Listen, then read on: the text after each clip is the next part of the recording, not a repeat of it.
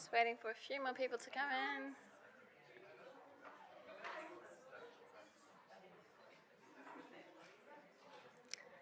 All right, talo whakoutou, kemna marani Māori, talo whalawa, malo lelei, nisa wulumanaka, kia ora koutou, kia ora ana, warm Pacific greetings to you all. Nau mai hoki mai ki tēnei wānanga, climate mobility regimes and climate public traps. Mihi atu ki a koutou, ki te whare nei, ki te atua me ngā mana whenua o te rohi nei, ko Ngāti Whātua ki Ōrake. No inga rangi me ko te rāna o kutupuna, i tipua ki ai hau ki Tauranga Moana, i roto i te rohe o Pirirākau, kei maunga kia a tōku whare enai nei. Hei kairanga hau a hau, i roto i te kura mātai hina ngāro ki tēnei whare wānanga. He ākoranga hau o Andreas, and ko Yates te whānau, ko Olivia te ingoa. So my name is Olivia Yates. I'm a PhD student here at the University of Auckland within the School of Psychology, so I'm a little bit of a covert infiltrator into the DevNet studies. But my own research looks at climate mobility, so it's very much aligned with this space. I just want to welcome you all back to this session. If you weren't here in the first session, we'll give you a quick recap on what we talked about before we shift into the second half of today. I myself am Palangi. My ancestors are English, Irish and Scottish, and as I've been engaging in this journey looking at climate mobility, I've come to realise about the value of citizenship and how sometimes that is passed on and inherited through the acquisition of land, sometimes through illicit means, and also the fact that climate mobility is really shaped by people's association to lands and their legal status to be on that land. So today's session is going to be looking at the second half, largely focused on migration across borders, but we'll also touch upon immobility. The reason that we have climate immobility, for those who are not familiar with this topic, is that mobility or migration in the context of climate change occurs on a spectrum from staying in place, whether forced to because you aren't able to leave because there's no legal means or because you don't have the resources, or whether you just choose to remain because it's the best option at the time, all the way through to cross-border migration, and then immobility at the other end, not being able to go back.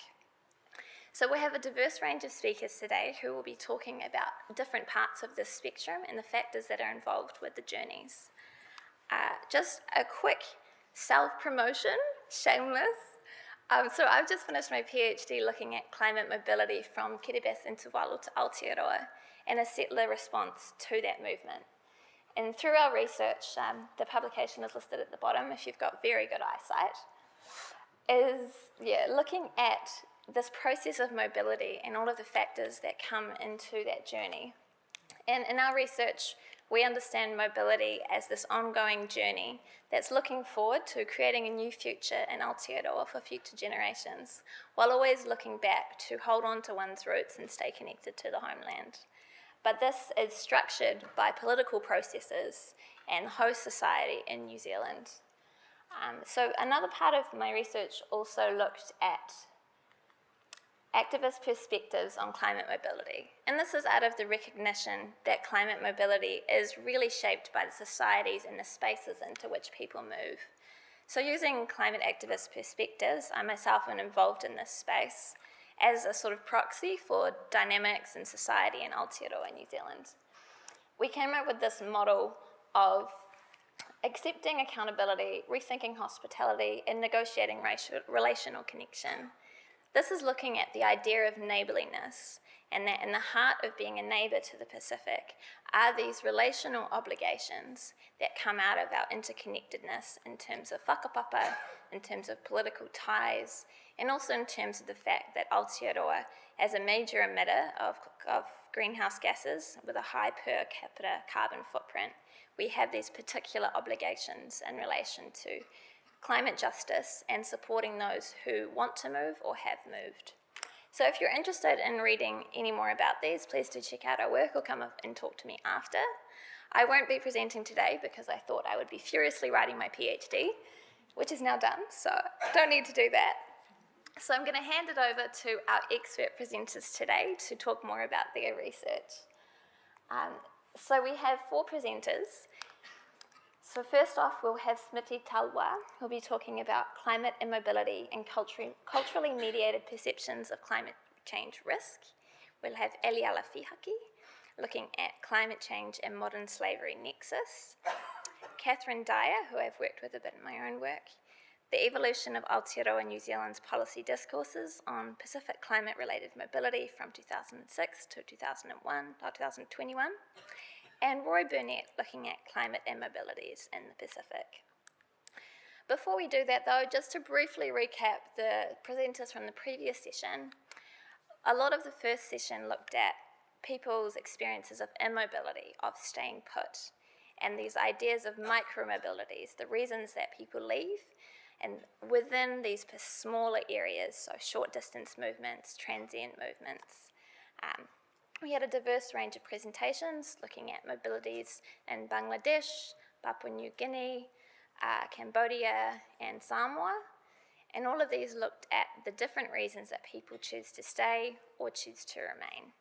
So today we'll be expanding upon this a little bit more and looking at political context and decisions to stay or leave. So without any further ado, I'll pass over to Smriti.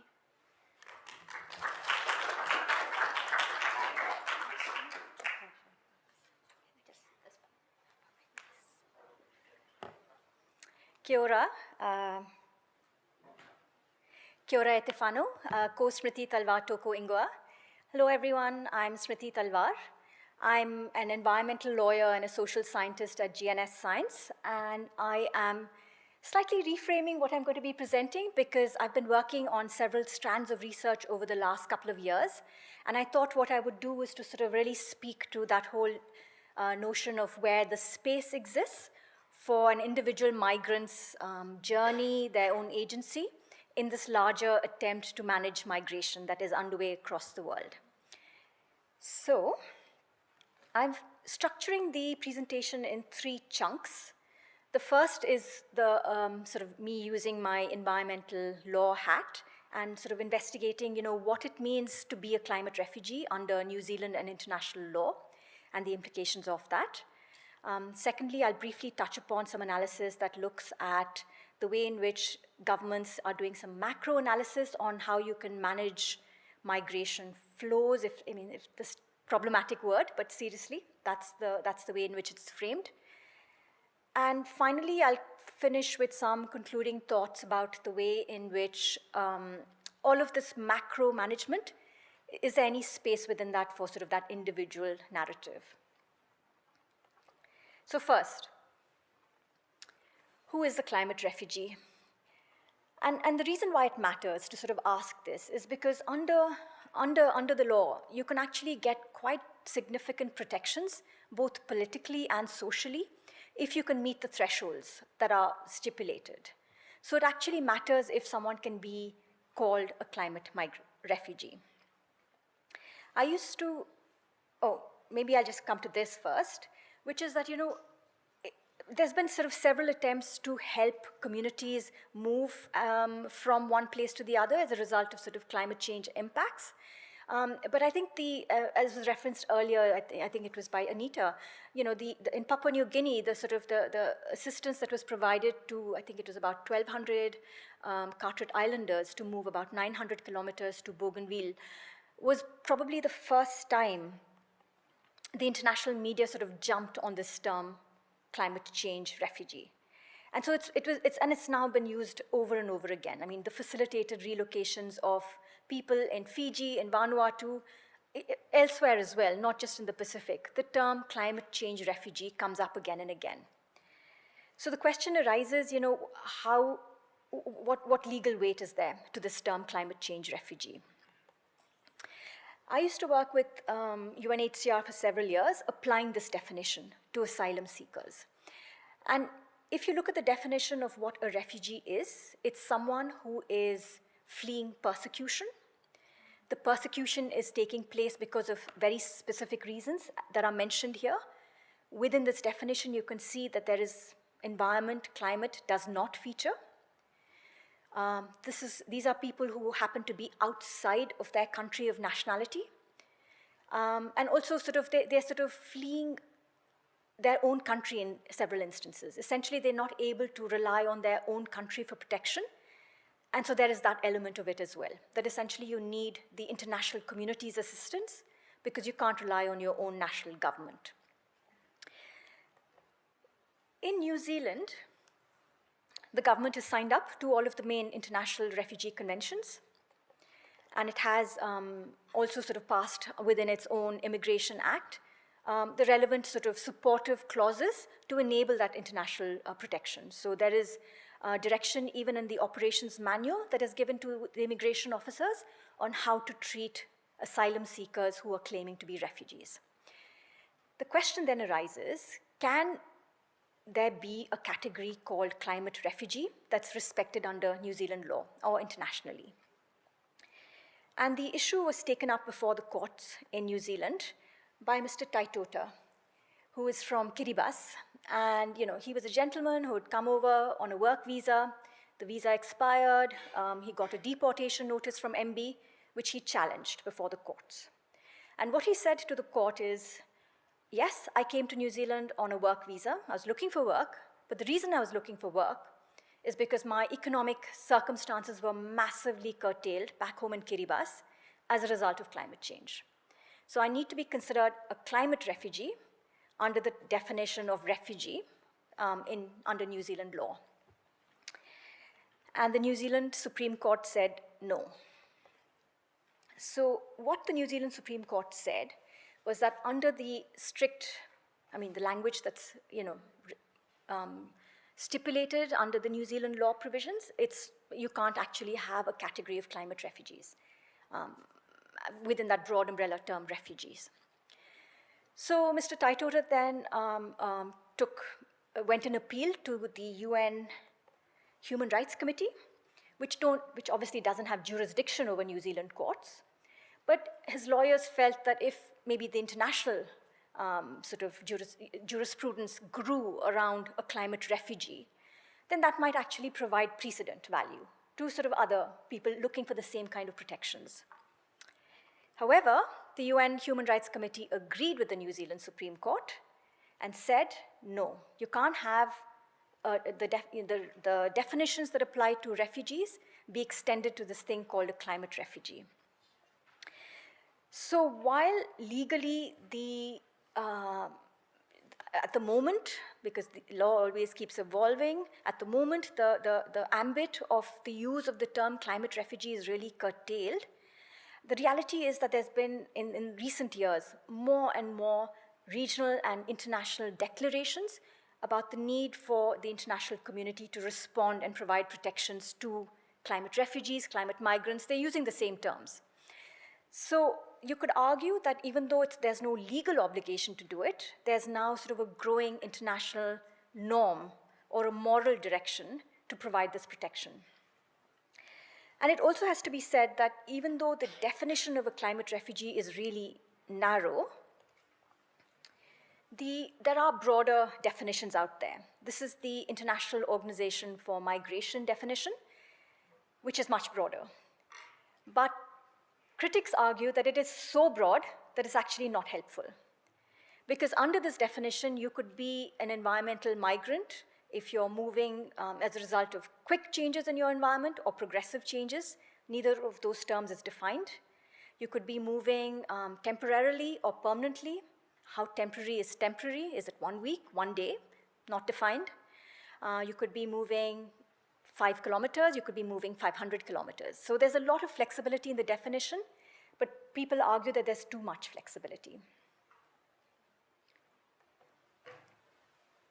And then you could come to this question, do definitions even matter? I mean, in a sense, we all know that climate change is happening, that it's impacting people, and some of those people who it's impacting are migrating as a result of it. So in a sense, do definitions matter?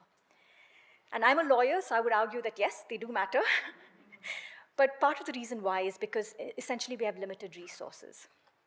So, for example, this is some money that was given to the Fiji Climate Change Relocation Fund by the New Zealand government.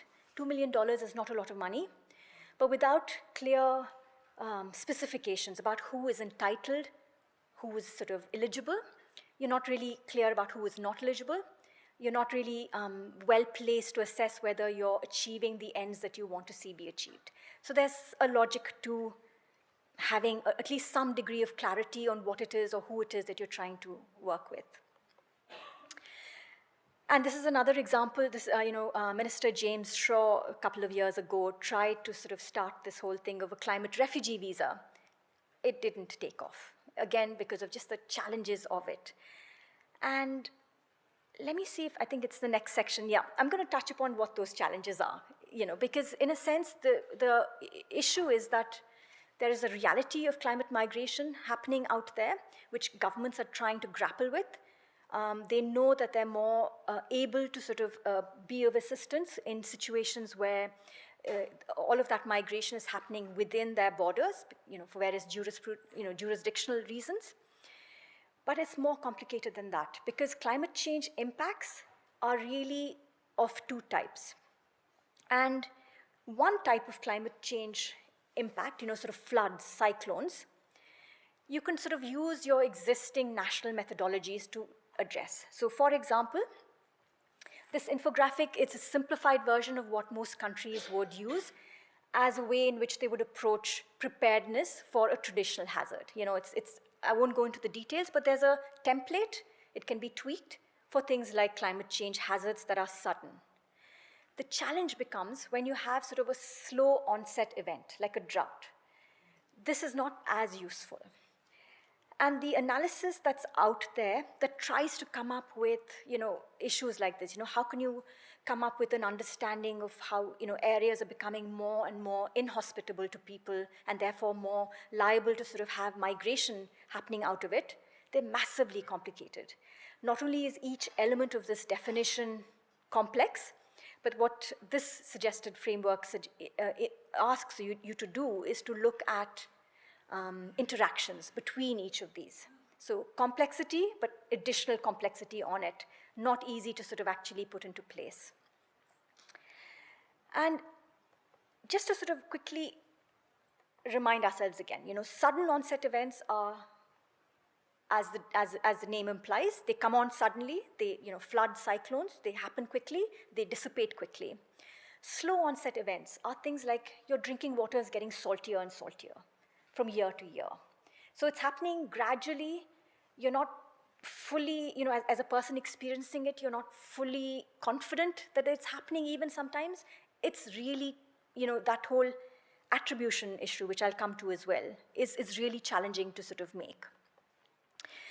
But more importantly, I think from the perspective of someone experiencing climate change, the psychological stresses are different. So the medical profession, has a template that they use for shocks. It's PTSD. The symptoms are reasonably familiar. You can tweak them, you can adjust them, and you know reasonably well what methods might exist to help people who are going through a flood or a cyclone. You sort of have a template that you can work from. The challenge is that with slow onset climate change events, the way it's experienced is sort of a tightening of your livelihood options. The way it's experienced is sort of a loss of self-esteem because you're not earning as much. You're not able to, give back to your community as much as you were earlier. It's much more diffuse, the symptoms. It often manifests as sort of low-grade depression, which is really, really tricky to treat even otherwise. And for everybody concerned, including people experiencing the climate change impacts, it's really difficult to join the dots, to sort of really say, well, what's leading to what? I've just been told I have very little time left, so I'm going to go very quickly through the rest of the presentation. The groundswell report was referenced by Andreas and others, Vishal as well, which suggests that there's a lot of people who are going to be impacted by this, 216 million people. But it's quite deficit framed. I mean, it assumes that migration is happening as a result of, from a place of vulnerability, that these are desperate people whose only option is this. And essentially, governments are really interested in looking at the way in which people are moving from one place to another and in what numbers. So super quickly, what I'm really interested in is to understand what within this huge macro narrative is the space for individuals. And as has been mentioned by several of the presentations this morning, you essentially need to access networks to migrate. So those who might be the most vulnerable might be the ones who can't migrate at all. So the climate migrants who can't migrate at all, the trapped populations that some other colleagues have mentioned. And also sort of others this morning have talked about the fact that actually migration can be an affirmative thing. It can be sort of an act of joy when you're visiting colleagues from place to place. It can be an act of cultural affirmation when you go on your overseas experience. So migration isn't always a place, like a desperate last choice measure. And I think we need to sort of understand, that there might be places, times when people choose to stay. UNICEF suggests that for children, it's kind of important to stay in, to have that structure. And this is something that parents may want to see be achieved for their children. And these are just images from the recent volcanic eruption in Hawaii, and sort of images of people who actually found the eruption not disruptive, but actually an affirmation of their religious beliefs.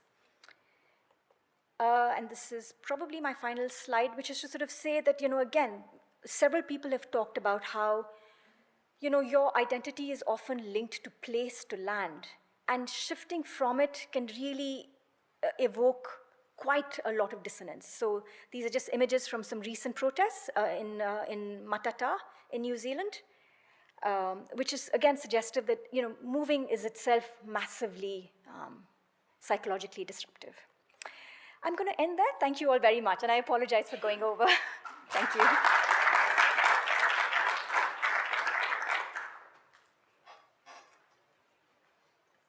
Thank you very much for that presentation, and I feel like it lays a really good foundation for the rest of our time today, as you covered policy, psychological impacts, reasons to stay or leave.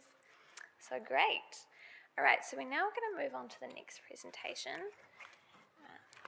Yes, I'd like to invite up Eliala Fihaki, my beautiful Tuvaluan sister. Tuvaluan princess, sorry. Well, I am a living proof of climate change and adaptation and migration. Talofa koutou katoa, whaftai mo te awanoanga, whaftai mo te whakatasi mai ke whakalongongo olua ki te tamale whautuanga mai konei. Thank you for being here to come and listen to my presentation, and to all my colleagues. This is actually a piece of work that we were working on, and now I'm wearing my Tiafan hat. If you were in my previous, I was then a Pacific ambassador.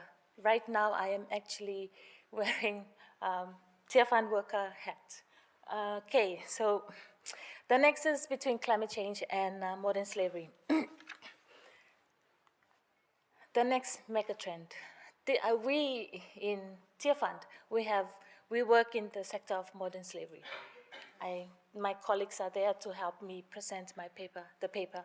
So megatrend, we define it as a megatrend because it's not socialized, it's not visible, this connection, but we think there is a possibility of one influencing the other. Sorry, I did animation on this. I get a shock it's on. So IPCC in the assessment report, the 6, they came out and acknowledged that migration is a form of adaptation. And I think a lot of people like me from Tuvalu and Kiribati, we've been fighting, we've been saying, please, this is an adaptation strategy for us, but it hasn't been on the radar in international negotiations and climate talks. So having that in the report this year, it kind of gives us sort of a platform to think outside of the box and relating it to our work at Tiafan. So World Bank has predicted 140 million people, climate displaced people, by 2050, and estimated 40 to 46 million people are slavery. If you don't know the word or the meaning of modern slavery, my colleagues there can define it for you, but it's actually the form of slavery before, it's actually happening right now. And there are 6 ways of trafficking people under this modern slavery umbrella of conceptualizing modern slavery. Sorry, I'm So 70% of the modern slaves are females, so that's high vulnerable, there's a lot of vulnerabilities there if you look at the stats. And working in modern slavery, we can see the vulnerabilities being a condition for for trafficking people into to different spaces of modern slavery. And in the absence of appropriate measures, it will impinge on our achievements on SDG. That's what the literature have said. There's a lot of way we can align modern slavery to in terms of the SDG framework. And if we don't take care of it now, it will come back to us and bite us in the back, they say. So yeah, it would destabilize global security. The cause and effect. So literature has pointed out that modern slavery actually contributes to climate change because of the emission, because of productivity, because of economic profits. We have we have employed people in the sector of forestry, fisheries, factories on cheap labor to maximize the production. In maximizing that production, you are increasing the emissions, which turns into affecting global warming, which is the basis of climate change. So that's the narrative we see out there. And also, on the other hand, climate change is actually impacting modern slavery. So it's a vicious cycle that I think it cannot be, if we're not paying attention to it, it will keep going on and on and on until we abolish modern slavery. That's our ultimate solution at Teofant. That's our aspiration. So if we reflect on the Pacific, it says in 50 so years, Tuvalu and Kiribati will be underwater. 30% of Fiji will be covered, the land area will be covered underwater. And not only there, Auckland, New York, a lot of countries will be affected by climate change and submerged underwater. If you look on there's a picture we picked up from from one of our reports from our partners. I will get to that, but that is an actual impact of climate change in a village that we are working on in Fiji, in Waitoka. The flooding, there's consistently inundation of seawater, river flooding happening in that village, and it's affecting their livelihood. So in light of negotiated partnership under the MFED funding, we went out and did the baseline survey. So initially, the parameters that we were looking at is modern slavery. We were looking at how modern slavery, is it existed, people know, and all of the aspects of modern slavery. And then in some way, we put in a question about climate change, if they know it exists. And then surprisingly, from Fiji and Solomon baseline, I rewind, just step back. We worked with partners on the ground, Fiji Homes of Hope, which looked after survivors and trafficking in Fiji. It's an ambassador that the government in Fiji also recognized their efforts under modern slavery. And Solomon, in Solomon Islands, Hope Trust. So we did this baseline survey. In Fiji, it was 507 households. In Solomon, it's 267. In 9 communities and 11 communities. The data shows that modern slavery exists. Climate change exists, sorry.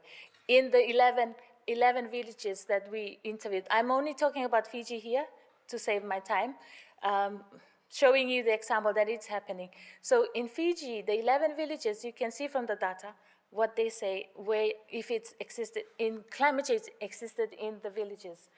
And if you see Vatoa and Waitoka, that's the central area in Fiji, one of the pictures that I showed before is from one of those villages. So according to them, climate change existed.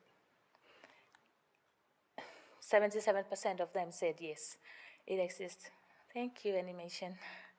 And then, in contrast to that, modern slavery. Although if you look at the data, teenage pregnancy is not really modern slavery, doesn't define under modern slavery, but it is a condition that will create that vulnerability for young girls to be trafficked. So what we are saying is that climate change, areas where climate change is impacting the lives of the people, there is a high opportunity or high possibility that the people in that setting will enter into trafficking or modern slavery. If we look at the RSC, I know it's under the, we haven't looked at it under the microscope, but I'm sure some of the people coming on RSC are in this kind of condition, where they at home, they've been impacted by disaster, cyclone. I know in Fiji, Coral Island has been impacted very highly by tropical cyclones after one another. And that's a hotspot for perpetrators, poaching people from there or trafficking. There's a lot of evidence that it's happening, and people in the communities are saying modern slavery is a good thing because it's giving us money. But then from development perspective and social protection lenses, you don't think, to us it's not, but to the people on the ground, it is a good thing to traffic their children for income because of the desperation and the vulnerabilities that exist. And climate change actually exacerbates that. So what we are trying to, our observation, and to us, this is a space that the development donors and academia should watch out for. I think this is the next phase in climate change. It impacts security, it impacts identity, me, myself as a Tuvaluan, and all of you. It can really eradicate race, identity, and it can help us or enable us or show us a way of easy, quick money by going into this traffic, poor conditions employment around the world. It may not be happening here in an obvious way in the Pacific, but we know in different countries outside of the Pacific, this is a prevailing factor. And I think that's me for today. I just finished from one presentation. My thoughts are still delayed while I'm speaking. So if you have any questions, my colleagues are able to help you, and yeah, after. Thank you. Malaf after. Oh, sorry, forgot. So this is.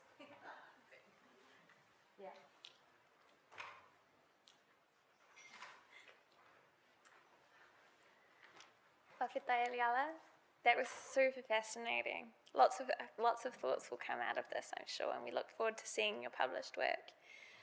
Just a quick note I forgot to mention at the beginning, we'll save all of our questions until the end, where we'll invite our speakers up to the front and just have a bit of a discussion and Q&A. Okay, so we're going to move on now to talk by Catherine Dyer. So Catherine will be talking about policy things, so get excited.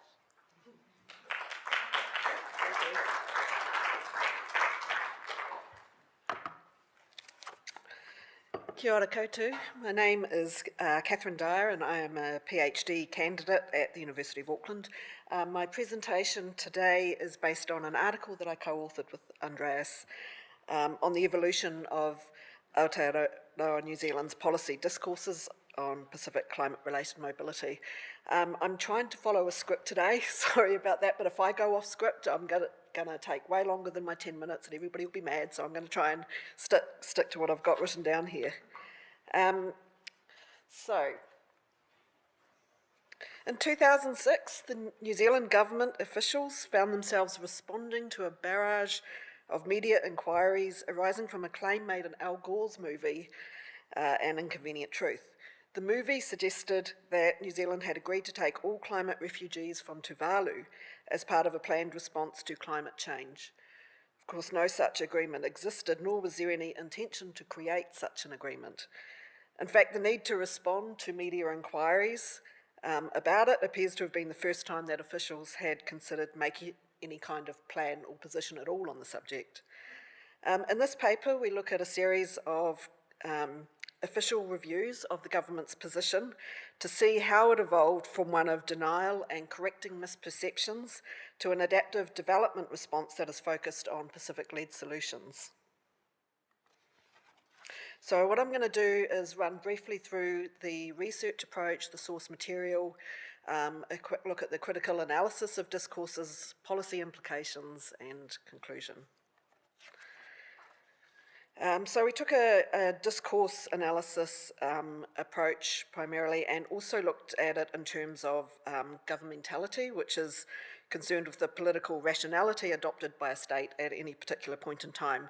So looking at how the New Zealand government's position was shaped by that early reactive engagement with the issue, and then subsequently by the challenges of dealing with an increasingly powerful Pacific regional narrative.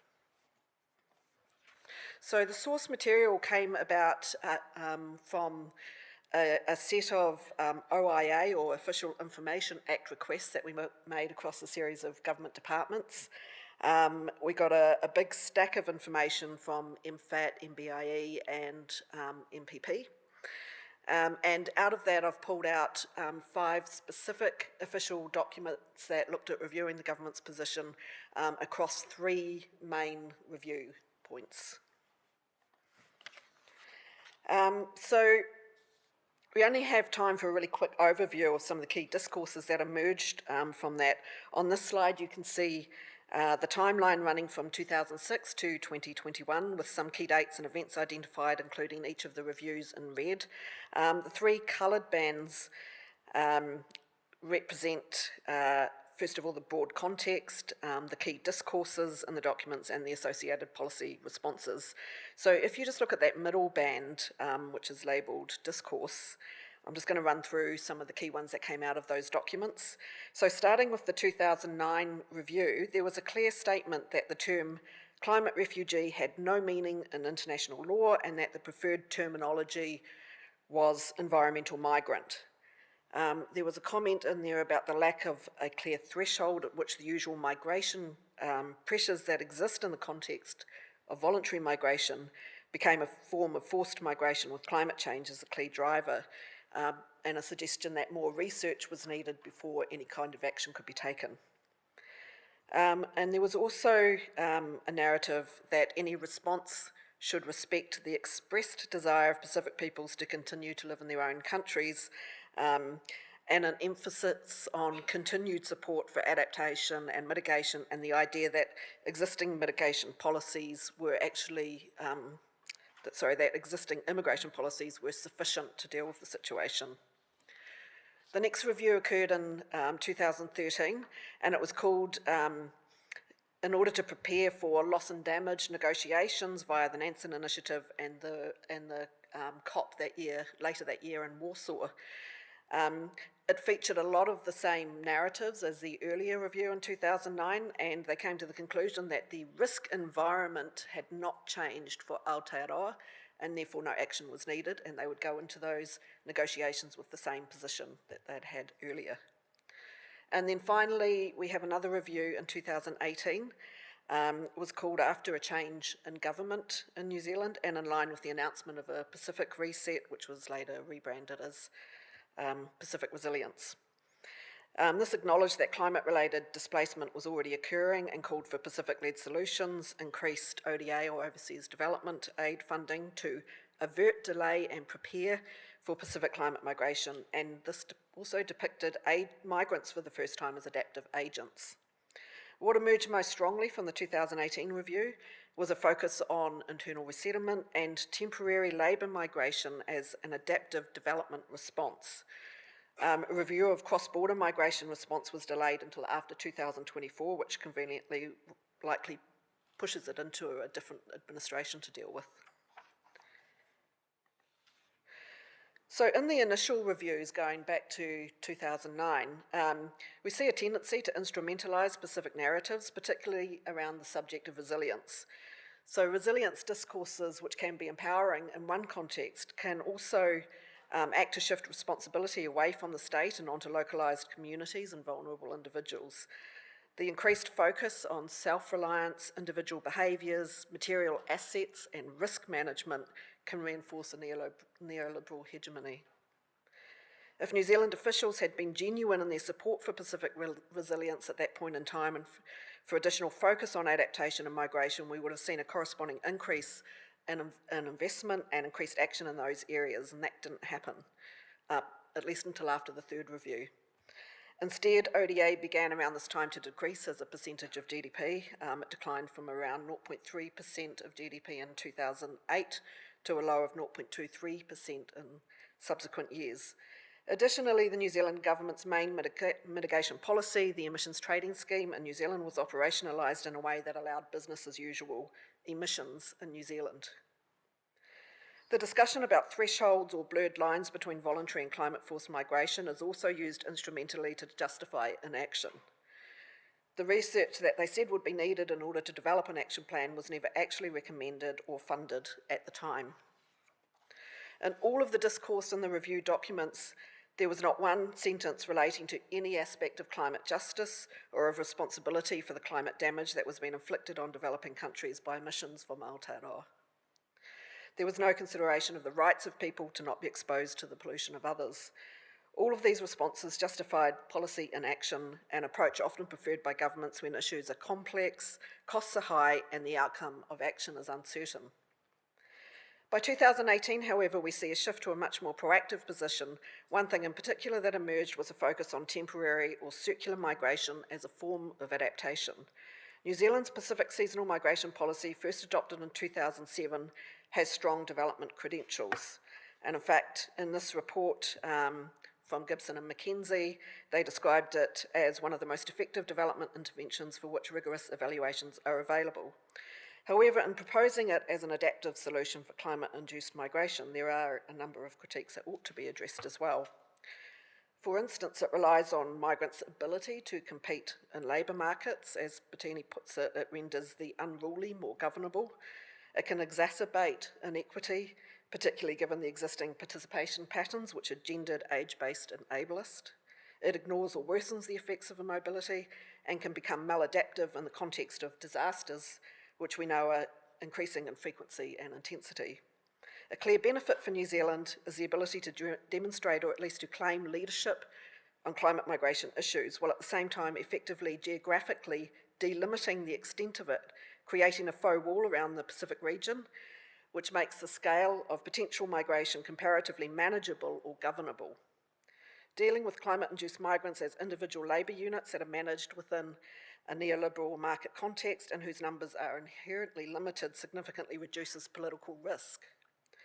One big advantage of this is that it provides scope for policy innovation, and in this case, a truly expansive reimagining of the seasonal worker program in Aotearoa might see a recalibration of program objectives in favour of development, more support for Pacific Island countries to play a stronger role in managing participation and development, redirection of income tax to source countries, pathways to dual citizenship, inclusive diaspora involvement in scheme, and more risk management around crises and disasters.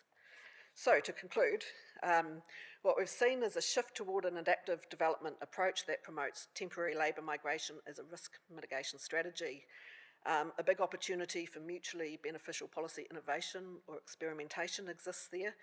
The project has been made more governable through geographic delimitation, and the subjects have been made more governable through depoliticised individual market participation.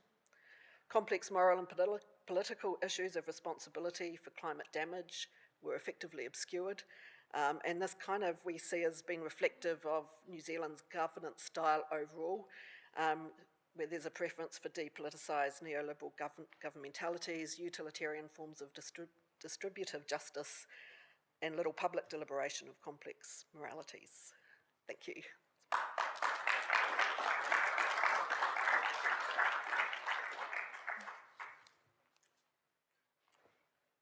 Thank you very much, Catherine, and I look forward to reading the full paper. That's very exciting. And we have our final speaker now, Roy Burnett, who's going to be introducing us to some exciting work that's happening at our university. So over to you, Roy.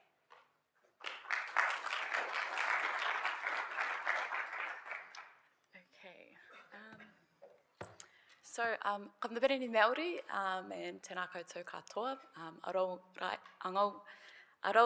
Roy, aran Tamel, Greg, aran Sinau Takewa, o ngai kain Peru, anotoa o kaino Steria.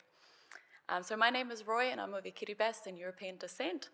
And I have the pleasure of presenting on behalf of my team on a project exploring Pacific climate and mobilities.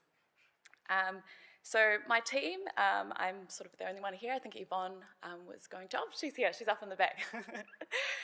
So we're made up of Pacific researchers, Yvonne being one of them up the back there, Roani Ning Shu, Dr. Christina Newport, Dr. Eliora Malifa, Sam Palisi, and myself. So just in the presentation, I'll give a bit of an overview of the research project, some current interests in Pacific climate and mobilities, and then the bulk of my presentation was just wanting to highlight some Pacific concepts of mobilities to sort of ground the approach to the research that we're hoping to take. And then lastly, I can conclude with some thoughts on how we might look to address the challenges of climate mobilities moving forward. So, the current research, which is in its very early stages, emerges from a growing recognition both in New Zealand and in the region that climate policy at large needs to be tailored to the needs of communities most affected. So subsequent action on climate change being underpinned by Pacific values and having Pacific-led responses to climate change impacts. So this led to a call here in Aotearoa to better understand past, current, and future patterns of Pacific climate-related mobility. And responding to this call, we are a Pacific-led team with our ways of working guided by our own Pacific values and also our extensive networks and ties to the region and also informed by tikanga Māori. So we're hoping to undertake a series of community-based participatory research case studies across 7 Pacific countries and also conducting desktop research for out-of-scope countries as well. And so the purpose of this research will be to inform climate mobility policy making both in the region and here in Aotearoa. So the topic of climate mobility is a big one, as we've been discussing in the sessions today, and particularly at the regional and national level in the Pacific. So increasingly, national governments, regional institutions, and international organisations are paying attention to the impacts that climate change is currently having and will have on the movement of people in the Pacific, and particularly the implications this will have for policy and decision making. So just as an example, the Pacific Climate Change, Migration and Health Security Project is a large multilateral initiative that is already bringing in various actors to address the topic of climate mobility. And so this project, they've already done a series of consultations with national Pacific governments to feed into the creation of the Pacific Regional Framework on climate mobility. But as we know, and we've been hearing from some great speakers over the last couple of days, particularly in the loss and damage session yesterday, that the stakes have never been higher for communities already on the ground. And so whilst we're in this interesting time where decision makers are beginning to plan for this issue, we're presented with an opportunity to ensure that local knowledge and perspectives, particularly at that community level, are also incorporated into policy and solutions. So this brings me to some things that we've been starting to think about as we approach this research topic. And we know that the concept of mobilities in general is not new to academia, but it's also not foreign within our own Pacific knowledge frameworks either. So Pacific peoples have long been exploring, navigating, embarking on planned migration and settlement across the region for a range of reasons. And the impacts of climate change can be seen as another contributor in a long history of movement in the region. So rather than seeing migration as a one-way process, Pacific frameworks reveal migration as circular, relational, and reciprocal. And so I've included 2 examples from some early literature on mobilities in the Pacific, the first of which comes from Chook and the notion of horizons. So the horizon becomes a metaphor of space in which a concept of space that unites that which is unfamiliar and strange within the familiar boundaries of home. And so from this perspective, Chooki's travel is constantly fluctuating between the familiar and foreign, but with travel tied to one's place of origin and often having the overarching goal of enhancing your household. Another metaphor that goes back a little bit further to the work of Bon Maison comes from Vanuatu with the metaphor of the man and his canoe, the tree and the canoe. So sort of seeing man as grounded in place, but one's journeying as part of the canoe, which is essential to who you are as a person in Vanuatu. So hopefully I haven't lost you with these metaphors, but just wanted to highlight the way that mobility can be thought about in different settings. So another concept, so the concept of malanga, which I think Anita talked about in the last session. Must confess, this is not a picture, not a picture of a Samoan malanga, but a Kiribati mananga, which just wanting to acknowledge the ancestral ties that Kiribati has to Samoa as well. So whereas conventional frameworks of migration might imply the severance of ties and rupture and uprootedness, the Samoan concept of malanga highlights relationality and connectedness. So irrespective of location, those who move are not people of two worlds or people of no worlds, but as being simultaneously involved both ine and fafo. Neither home nor reach are static places. And so we can begin to think of mobility as being informed culturally, historically, and as a grounded response to modernity, and perhaps also to climate change impacts. And so this concept sort of highlights that sometimes we leave in order to care for our places, but also we leave so that others can stay in place. And lastly, I just wanted to plug some work from our own research team member, Dr. Christina Newport, and her concept of Bakamoana as policy space. So there's also our own specific concepts for thinking about how we might address these issues when it comes to policy as well. And Yvonne was Christina's supervisor, so if you do have any questions, I'm sure Yvonne will be placed to answer as well. And so just wanting to conclude with some of these metaphors of mobility in the Pacific is encouraging us as we think about climate mobilities to view movement in the Pacific as circular, reciprocal, ever moving but grounded in place. And that the solutions to the challenges of climate-related mobility, as we've been talking about in some of these previous sessions, can be found couched in Indigenous knowledge frameworks, highlighting that Indigenous communities can and should be seen as legitimate sources of knowledge for addressing these issues. And so the challenge for us as a research team as we go forward to do this research is to think about how we might merge these diverse ways of thinking about mobilities and the task ahead of generating actionable knowledge that can inform policy both in the region and in New Zealand. So just wanted to conclude with a whakatauki that is also expressed in other parts of the Pacific as well, of ka mua, ka muri. We go forward by looking backward. And so that's kind of the approach that we hope to take when we do this research. Thank you.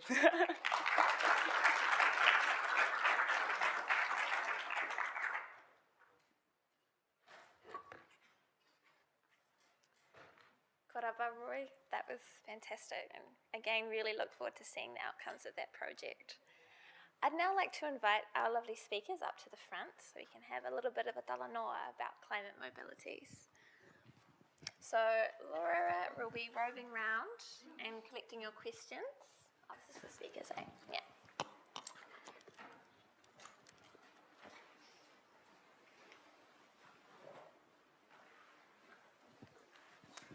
So, anybody have a question?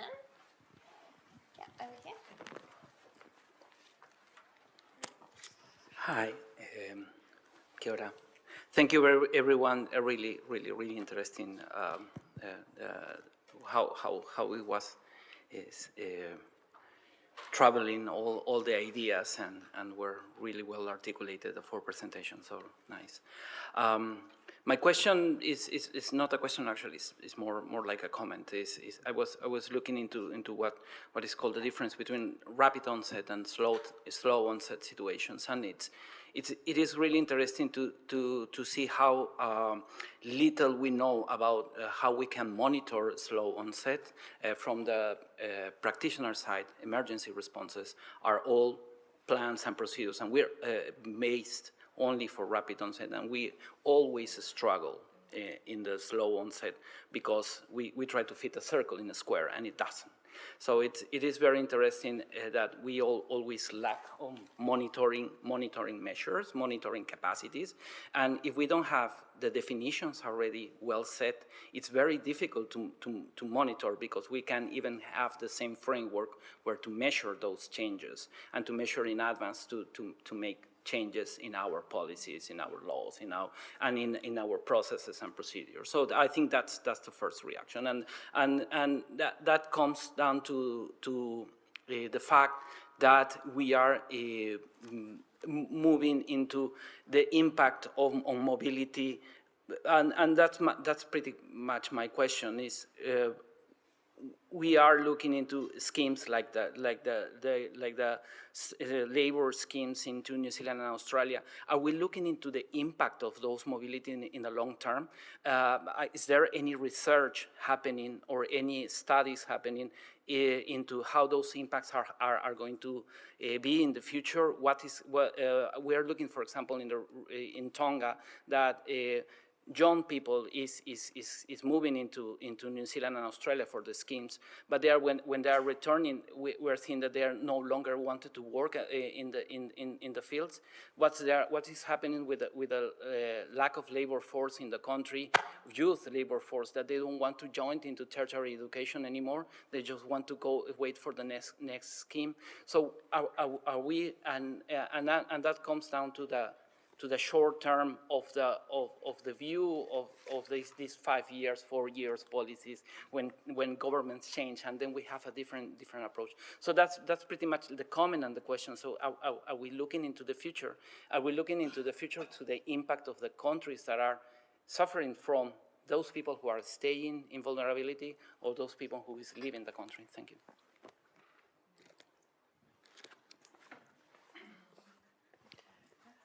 I can probably give a partial response to that. I know that in the 2018 review period for the government in Aotearoa, there was a piece of research that was or is being undertaken by MBIE that was going to look specifically at the impact of the seasonal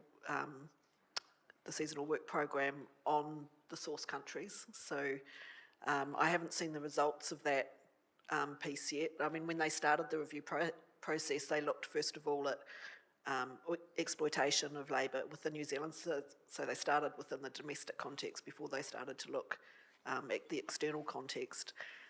But within that, I think they'll only be looking at what's happening now, as opposed to having a much more future-orientated view of what impact that will have in the future. And I imagine that the output of that will be some, small changes to the way that the program is implemented.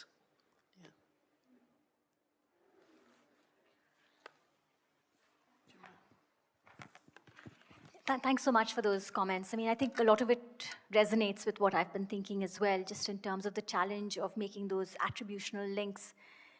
It seems to me that, even though this is quite deficit framed, you always want to sort of, if you're sort of an external observer trying to help, and there's sort of issues with that whole framing of the issue as well.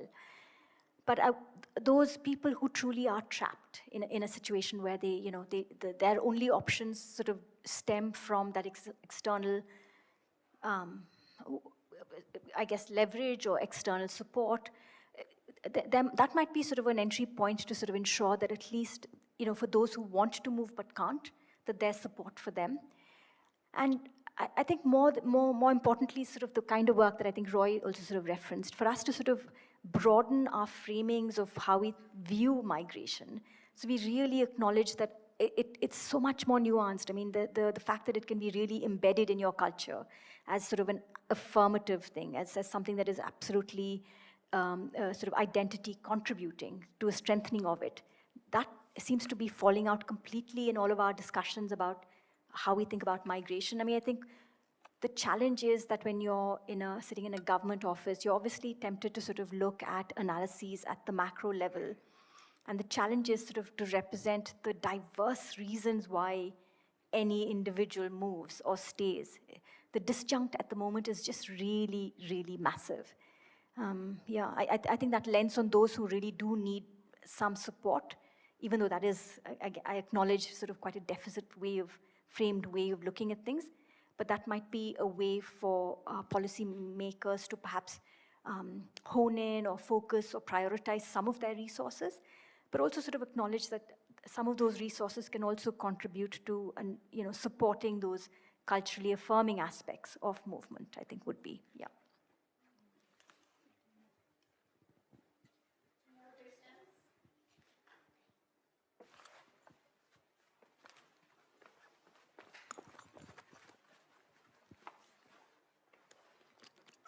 Thank you. Hi, I'm Beck Sansell. I'm a consultant at MFAT and also a student here at the university. Thank you so much for your presentations. Absolutely wonderful, all of them. I had a question about Roy and the work that you're engaged with or embarking on now, which I think has amazing potential for informing New Zealand policy. And I wondered if you could speak a little bit about how you're thinking of engaging with gender and youth as you go about community participation and gathering the views of others.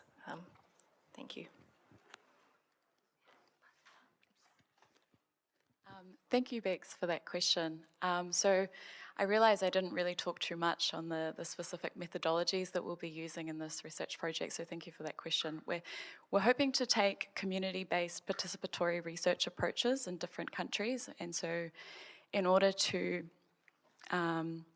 get or to address or to sort of recognise that there are diverse populations in our communities, we're hoping to talk with groups of women, but also groups of youth, groups of gender and sexually diverse people, and also those living with disabilities, and sort of having those sort of Talanoa style discussions. Thank you. I know my presentation was not on engaging gender, but I think reflecting from my previous presentation on gender and equality or mainstreaming gender, I think one of the things that I see in development designing project is the engagement process. Like for example, in Tuvalu, if you go to engage the women in the community, the normal protocol for government, you go from here to another government, and then in Tuvalu framework, you go to the kaupule, the Fale Kaupule. And in the Fale Kaupule system, they recognize the head of the family, the man, as the point of contact. So what we realized in the project that we worked on, even though the women are not consulted, in the end, they are the ones doing the project, implementing biogas fuel stove. So we asked her the question, were you involved in the consultation? She said, my son and my husband signed me up. I just got the gadget at the end. So I think those are the mechanics within the social structure that some of the donors need to look into, I think. And just reflecting on our baseline survey, I didn't mention it in our survey, in my presentation, but some of the questions we ask, just for the reference of donors and development, we asked them, what's your role during a climate disaster? So from those questions, we see that women care more about children, care more about how to protect the house. I know the man is the one that will climate-proof the house by building stuff, but they are the ones doing the thinking. So in terms of resourcing them, I think in terms of climate financing, those are the area that you can look into for women development or being ready, climate-proofing women development. Just an added comment. Thank you. Thank you for those responses. Do we have any other questions? Yeah, at the back.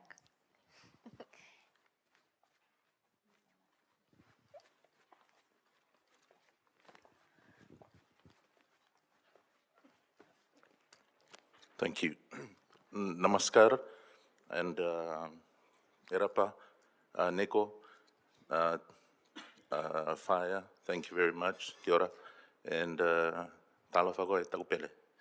Yeah, facilitating this question is directed to all of you, but I think if there's one word that captures everything that was happening today, I think we can agree to the word definition.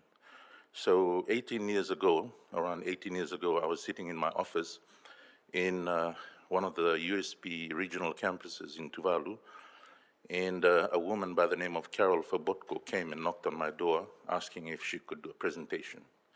And me, being a young employee of the university, I was opportunist. I said, oh yeah, that'll be a great thing. So I got people to come and listen to this wonderful woman talk about climate refugees. So 18 years ago, this term was floating around in my little world. And so she started off a presentation talking about this, and it was, I remember it clearly from that day that it was a term that was not, official yet, but she had alluded to the topic. So she came there to ask people of Tuvalu what they felt about what Australians were perceiving, through media. So everything that Australians thought about Tuvalu was a sinking island, this and that. And so what she found was that, Tuvaluans thought completely different. So it was a qualitative study. Anyway, my point is that 18 years ago, I came across the term, and I've been sitting in many of these similar conferences, and it's surprising that today you again mentioned that the definition is still floating. So my question is, why is it still out there? Why hasn't the definition come about? And I'm not sure, I'm not a diplomat, so I'm gonna just say a few things, and you can ponder on it and maybe come up with something. So when it comes to war-torn countries, you ask them the definition of what a refugee is, you get it. That's why we have the refugee definition. For climate change, you ask, I think the best person to ask is someone who's affected by climate change, someone sitting right there beside you. And I think there are 4 things that I put here, and you can consider them. 1, geographic elevation. Tuvalu is only 4 meters high, and that's not even the height of this room. So that's one thing that you can go by first. If you multiply that by a factor of 10, that's only 40 meters. 400 meters, all right? So that already eliminates a lot of the other countries that are claiming climate refugee.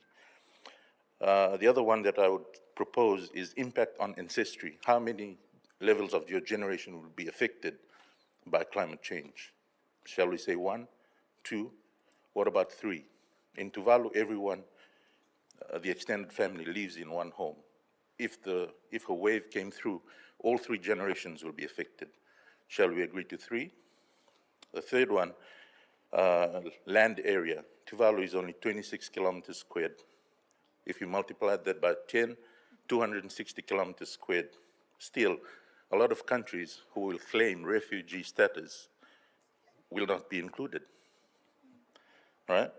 I think I'll stop with 3.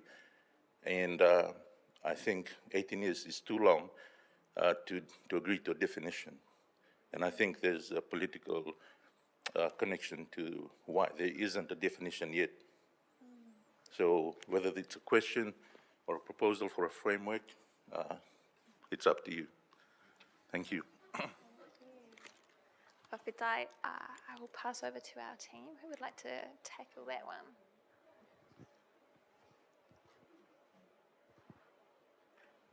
Yeah, thank you so much. When there's an earthquake and a home is destroyed and you have no home and therefore you need to move, anyone can join the dots. Anyone can say, okay, event, consequence, and what has happened to you. So not only the person who has experienced it, they can identify what has happened, but anyone on the outside, even sitting on the other side of the planet, can say, well, there's a link, there's a causal link, if you will. The challenge becomes when it's sort of, if it's drought, and like your crops yields are less and less and less from year to year. It's the joining of the dots that becomes really each person will perhaps join the dots differently. They'll mark their red lines or the thresholds differently. And particularly when it takes place over a very vast period of time, 2 years, 3 years, generations, as you mentioned, the causal link, the joining of the dots becomes more complicated. You really sort of run into these very complicated sort of feedback loop type diagrams. I mean, ultimately, even if you could join the dots clearly, whether a person finally chooses to stay or move is also really mediated by a whole range of factors which have maybe nothing to do with the environment. It might be because your cousin's living somewhere else, and so therefore there's that attraction to sort of move to a place. It may be that you are really rooted to place for reasons of sort of cultural identity. I mean, the reasons why you actually stay or move may be linked with the environment, but may be linked to factors that have nothing to do with the environment as well. It could just be a whole range of other factors, which is why the challenge of climate change is that it's both slow onset and the point that you mentioned as well. I suspect at the end it will come down to sort of a political decision. Essentially it's about people coming to a consensus about where you're drawing those red lines, how many dots you're willing to accept for your causation. I mean, are you willing to accept 10? Is it 10 years? I mean, any number you take is going to be in one level arbitrary, but often our laws tend to be sort of based on sort of arbitrary factors, but which everyone agrees on, because you do need to agree on certain thresholds. I mean, I agree that what you said about the 4 meters, I mean, the logic of it is apparent for Tuvalu, but I suspect there might be others who say, well, if it's 4, why not 8? Why not 18? What's magic about 4? But those are the kinds of conversations that you have anyway when you're crafting law or guidance documents. Every element is always open to I guess, negotiated. Yeah. So it's science, but I suspect it's also just politics. Yeah. Yeah, just on the politics aspect of it, I think it is complicated, but we have definitions for lots of complicated things, and we could probably come to one within 5 minutes if we really wanted to. If you define people as climate refugees, then that shifts the responsibility of who has to do what in response to that. And it moves from the responsibility being on the people who are displaced to take care of themselves, to countries like New Zealand or Australia to accept them. And in that case, within international definitions, you can't discriminate on the basis of where somebody comes from, for instance. And so it opens up this whole big, question of how many people are going to come from where and to where. So I would suggest that the reason there isn't a definition is because a lot of countries don't want there to be a definition. Just add a little bit to the conversation. Thank you for the question. Just reflecting of the limited knowledge I've come across working in climate and environment projects in the Pacific, I think one of the technicalities, the adjustment as an adaptation, just knowing that this is a climate impacted migration. I think that was one flaw in trying to come to an agreement. But I think there's hope, since IPCC have alluded to the idea that it is now recognized as an impact caused by climate change. I think there will be some developments quicker than 18 years, I think. I might just add a note onto that as well. In terms of the term climate refugee, it's been rejected quite strongly by a lot of frontline communities because of its connotations of sort of helplessness and vulnerability. I think the term first came into use by the UN in, I think, 1989, so even predates Carol's work in Tuvalu, which has actually been fantastic in shaping the conversation.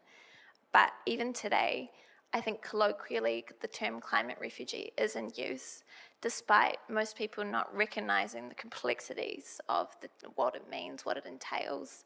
Like, for example, the fact that climate-related movements is always interconnected to other parts of migration, such as economic movement or education. And so when we're trying to define climate refugee, we first have to be able to define which part of that movement is tied to climate change. And that's where it becomes really legally complex, like in the case of Ioane Tesiosa from Kiribati. Yeah. It is our lunchtime now, but we've probably got time for one more question if people aren't itching. Yeah, there's a question in the middle there, and then we'll close from there.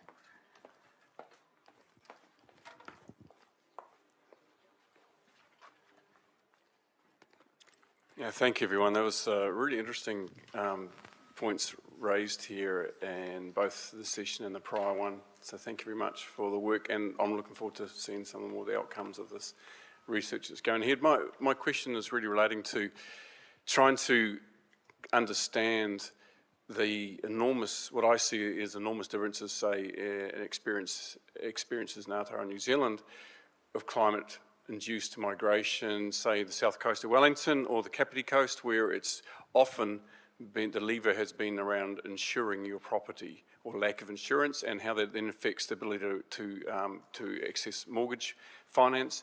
And so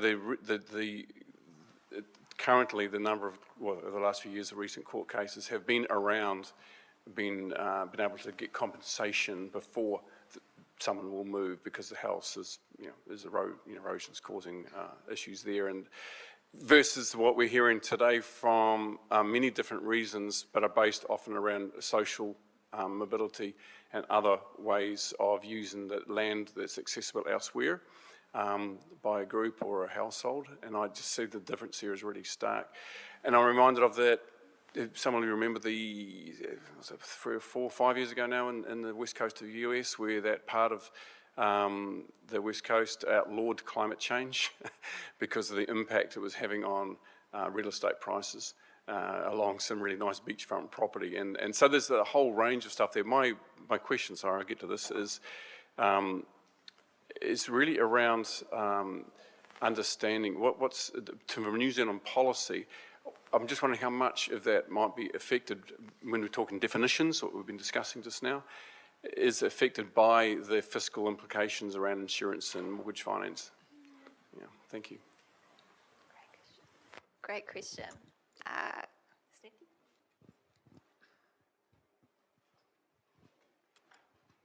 Thanks so much, Phil. I mean, this whole question of what's happening in New Zealand is one that really fascinates me, because one of the topics that I wanted to talk about, but I just sort of ran out of time, is this whole notion of moral hazard. What's happening in New Zealand and elsewhere in the world as well, is that people are choosing, or they have ended up living in places that are attractive to live in for whatever reasons, beachfront properties, etc. And because there's now a fairly robust science that suggests that those properties might be vulnerable, including to insurance costs, what they're suggesting is that a wider community pay for things like seawalls and other sort of adaptive measures. So in a sense, the benefits are accruing to only some individuals, but the costs are being borne by a wider community. And this is the kind of sort of dynamic that's also an element of this whole climate migration. Who's paying the costs and who's benefiting is sort of like the flip side of this whole climate migration issue. I think it's really fascinating, and it's political, obviously, but it's also sort of, there's real, choices that are at play today. This is not sort of a 2050 kind of conversation. This is a 2022 conversation, yeah.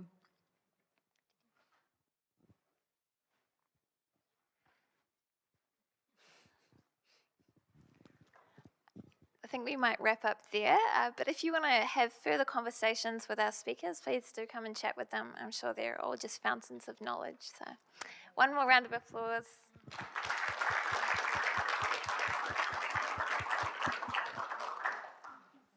All right, off to lunch break.